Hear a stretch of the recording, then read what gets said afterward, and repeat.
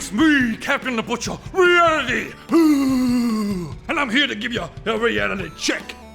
If you don't wear your seatbelt in the back seat of a car, you've been putting yourself in a world of pain! Now imagine this egg is you.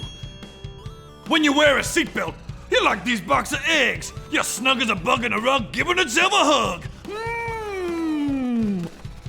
But if you don't wear your seatbelt and you put yourself in a tin box, a car is like a tin box. You can be finding yourself all sorts of trouble.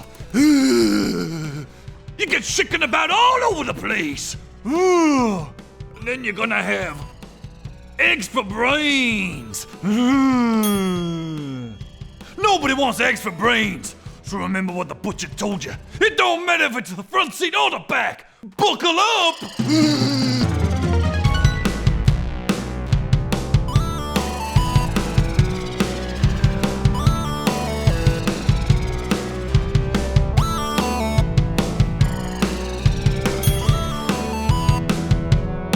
And remember, you can't out-wrestle a car.